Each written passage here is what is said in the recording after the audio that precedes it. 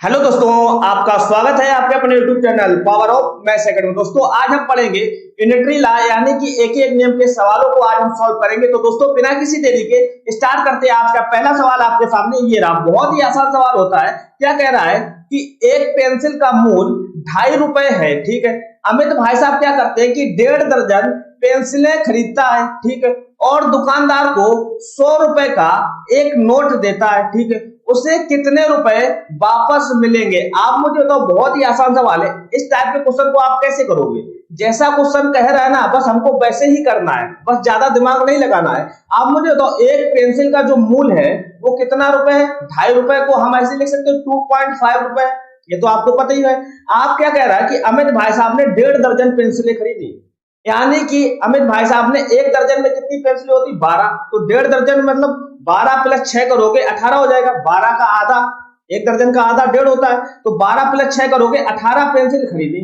अमित भाई साहब ने क्या किया? 18 पेंसिल खरीदी और बाद में दुकानदार को 100 रुपए का एक नोट देता है। अब आपको बताना यह है कि दुकानदार भाई साहब अमित को कितने रुपए वापस देगा। आप मुझे बताओ, एक पेंसिल का मूल 2.5 रुपए है तो 18 पेंसिल का मूल क्या हो जाएगा? आप लोग गुणा कर देंगे। अब देखना 2.5 का गुणा हम कैसे करते हैं, ये अभी आप समझो खाली बस। फिर हम डायरेक्ट करेंगे। 2 प्लस 0.5 को हम क्या लिख सकते हैं? किसी भी नंबर का आधा क्या होता है? 1/2 क्या कहलाता है? 0.5 कहलाता है। ये आपको पता होना चाहिए। आप मुझे बताओ, देखो ध्यान से, 18 इंटू 2 करोगे कितना हो जाएगा? 36 हो जाएगा।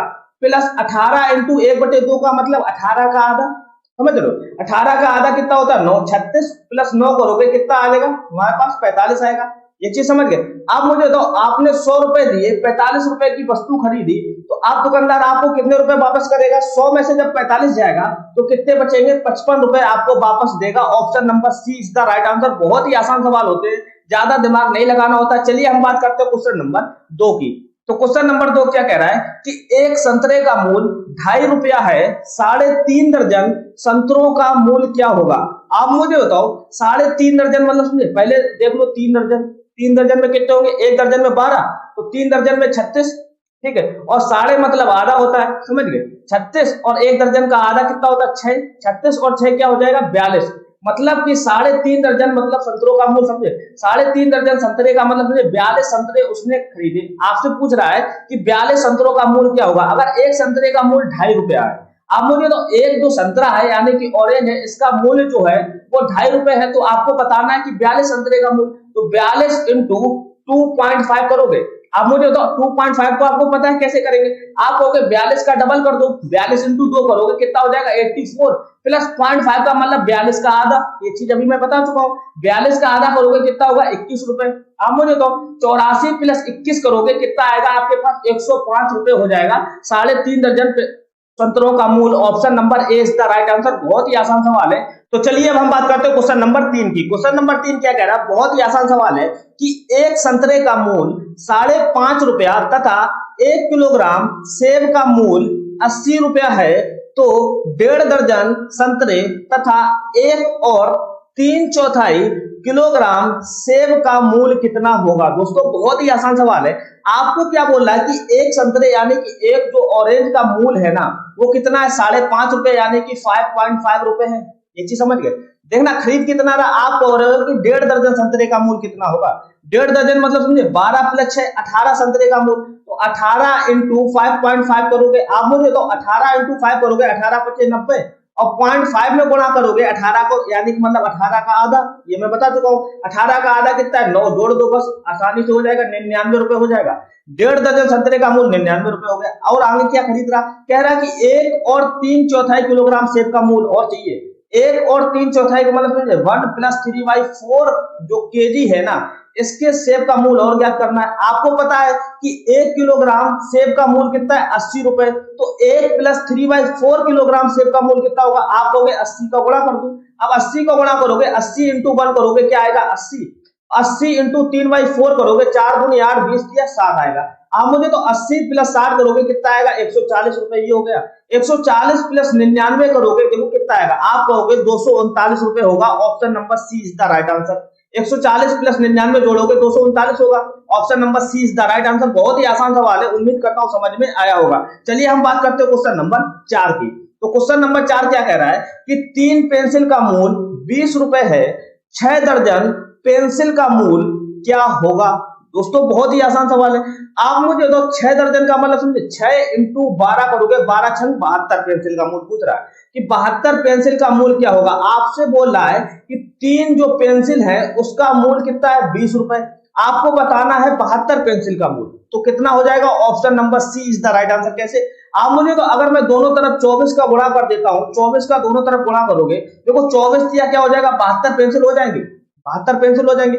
बराबर क्या होगा, 24 इंटू 20 करोगे कितना आएगा, 480। कहने का मतलब ये हुआ 72 पेंसिल का मूल कितना होगा, 480 रुपए होगा। बहुत ही आसान सवाल है। तो चलिए अब हम बात करते हैं क्वेश्चन नंबर 5 की। क्वेश्चन नंबर 5 क्या कह रहा है, बहुत ही आसान सवाल है। क्या कह रहा है कि हाउन एक फल की दुकान पर गया, ठीक है, उसने 1.5 दर्जन केले 2.5 प्रति केला की दर से, ठीक है, 3.5 किलो सेब 57.60 प्रति किलो की दर से, 1.5 किलो आम 75.40 प्रति किलो की दर से और 750 ग्राम अंगूर 120 रुपया प्रति किलो की दर से खरीदे।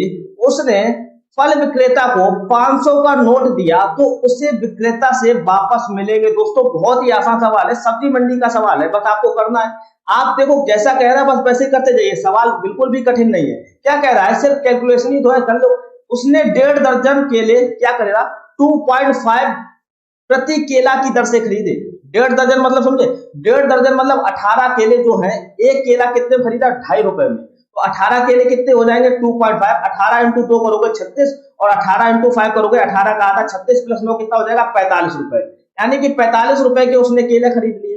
अब कह रहा है कि 3.5 किलो सेब जो है वो 57.60 प्रति किलो की दर से खरीदा। आप मुझे तो 3.5 किलो सेब, 3.5 किलो मतलब 3.5 और 57.60 से खरीदा है। यानी कि 1 किलो जो है सेब की कीमत कितनी है, 57.60। तो 3.5 किलो की कितनी हो जाएगी, 57.60 का गुणा कर दो। अब देखो 3 से डायरेक्ट गुणा करोगे, 3 का अगर गुणा करोगे, आप मुझे बताओ 3 छक 18 की 8, 0 दशमलव तो दशमलव रहेगा, 3 7 21 और 1 22 हो जाएगा, 3 5 15, 15 और 2 कितना हो जाएगा, 17। अब देखो 0.5 का गुणा करना, यानी मतलब 57.60 का आधा कितना हो जाएगा, 2 दूनी 4, दुर्वट 16, दुर्वट 16, 28.80 हो जाएगा। ये चीज समझ लो। अब इसको जोड़ने तो है, जोड़ दो, 8 8 16 की 6, 8 2 10, 10 1 11 की 1 हो जाएगा, 7 2 9, 9 1 10 हो जाएगा और 1 1 2 हो जाएगा। मतलब 201.6 रुपए के तो सेब खरीद लिए। अब कह रहा है कि 1.5 किलो आम 75.40 प्रति किलो की दर से खरीदा।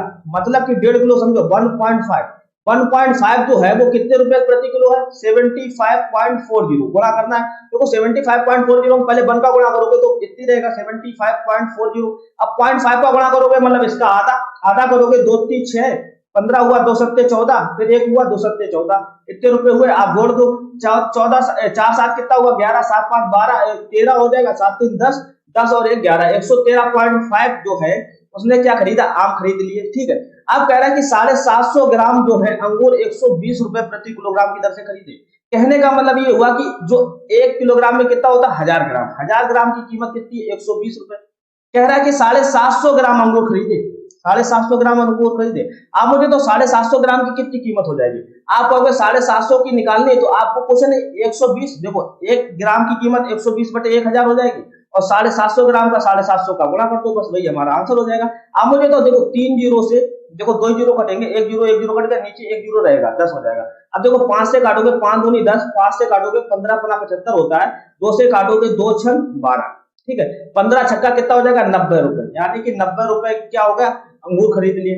अब क्या किया उसने, 500 का एक नोट दिया। अब देखो टोटल आपने खरीदा कितना, आप कहोगे 45 रुपए, तो यहाँ है 45 रुपए, ये लिख दो।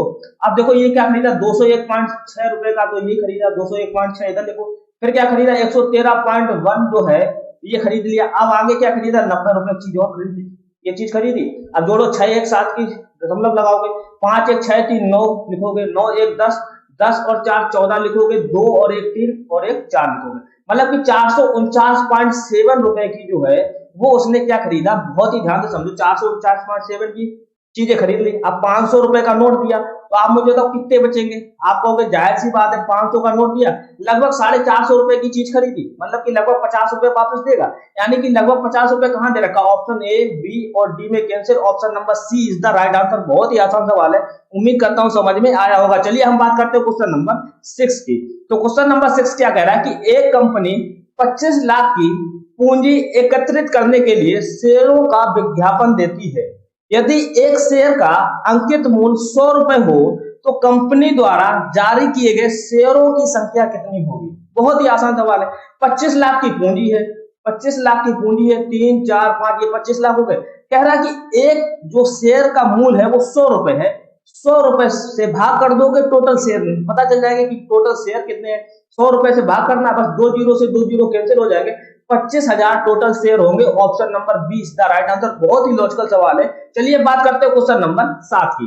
तो क्वेश्चन नंबर 7 क्या कह रहा है कि 5 पेंसिलों का मूल्य 3 सही 3/4 है तो 2 पेंसिल का मूल्य क्या होगा? दोस्तों बहुत ही आसान सवाल है। 5 पेंसिल का मूल्य कितना है?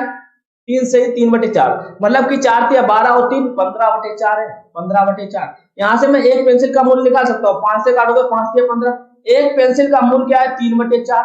आपसे कह रहा है कि 2 पेंसिल का मूल्य क्या होगा? 2 का गुणा कर दो, बस आ जाएगा आंसर। 2 से काटोगे 2 दूनी 4 होता है, क्या बचेगा? 3/2 होगा, मतलब कि 2 पेंसिल का मूल्य होगा। Option number B is the right answer. दोस्तों ये था लास्ट सवाल, ज्यादा सवाल नहीं है दोस्तों, बहुत ही छोटा से टॉपिक है दोस्तों। अगर आपको समझ में आया हो तो please like comment and share जरूर कर देना। चलिए दोस्तों मिलते हैं फिर नेक्स्ट टॉपिक में, तब तक के लिए दोस्तों जय हिंद दोस्तों।